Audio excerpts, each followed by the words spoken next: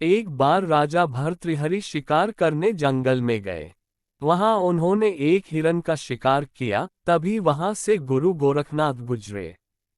गुरु ने राजा को कहा कि अगर वह किसी को जीवन दान नहीं दे सकते, तो मारने का भी उन्हें कोई हक नहीं है। तब राजा भर्तृहरि ने कहा कि यदि आप इस मृत हिरण को पुनः जीवित कर दें तो मैं आपकी शरण में आ जाऊंगा।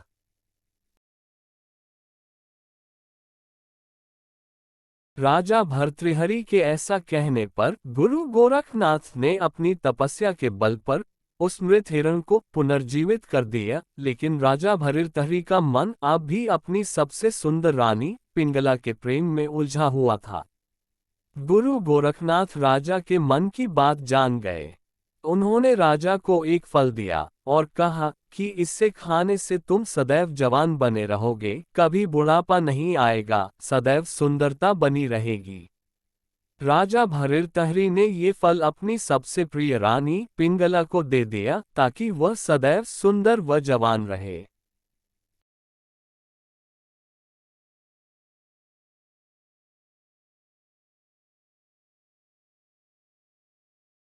रानी पिंगला भर्तृहरि पर नहीं बल्कि उसके राज्य के कोतवाल पर मोहित थी। ये बात राजा नहीं जानते थे। जब राजा ने वह चमत्कारी फल रानी को दिया तो रानी ने सोचा कि यह फल यदि कोतवाल खाएगा तो वह लंबे समय तक उसकी इच्छाओं की पूर्ति कर सकेगा। रानी ने ये सोचकर चमत्कारी फल कोतवाल को दे दिया। वह कोतवाल एक वेश्या से प्रेम करता था और उसने चमत्कारी फल उसे दे दिया ताकि वेश्या सदैव जवान और सुंदर बनी रहे। वेश्या ने फल पाकर सोचा कि यदि वह जवान और सुंदर बनी रहेगी तो उसे यह गंदा काम हमेशा करना पड़ेगा। नरक समान जीवन से मुक्ति नहीं मिलेगी। इस फल की सबसे ज्यादा जरूरत हमारे राजा को है। राजा हमेशा जवान रहेगा तो लंबे समय तक प्रजा को सभी सुख सुविधाएं देता रहेगा। ये सोचकर उसने चमत्कारी फल राजा को दे दिया। राजा वह फल देखकर हतप्रभ रह गए। राजा ने वेश्या से पूछा कि यह फल उसे कहाँ से प्राप्त हुआ।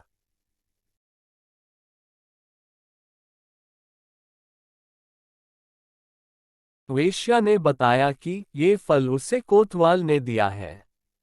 भर्तृहरि ने तुरंत कोतवाल को बुलवा लिया। सख्ती से पूछने पर कोतवाल ने बताया कि यह फल उससे रानी पिंगला ने दिया है। जब राजा भर्तृहरि को पूरी सच्चाई मालूम हुई तो वह समझ गया कि पिंगला उसे धोखा दे रही है। पत्नी के धोखे से भर्तृहरि के मन में वैराग्य जाग गया और वे अपना संपूर्ण राज्य अपने छोटे भाई विक्रमादित्य को सौंपकर गुरु गोरखनाथ की शरण में आ गए।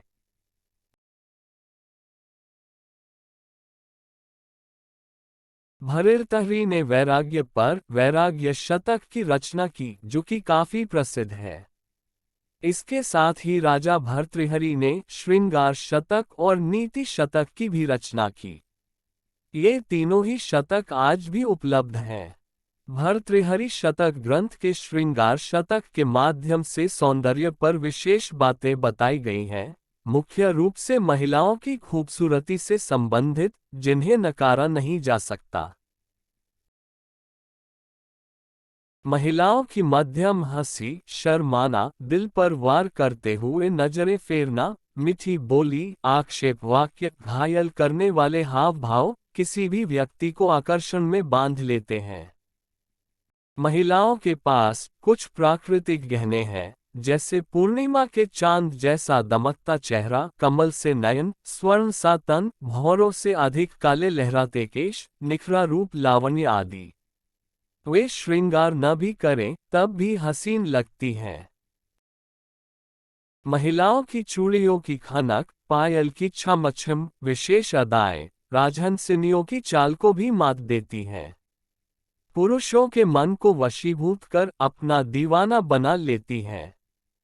कहानी का सार यह है कि खूबसूरत महिलाओं को देखकर भी जिन पुरुषों का ईमान डांवाडोल नहीं होता वे महाभाग पूज्य और पवित्र हैं। Please like, share, subscribe to my channel.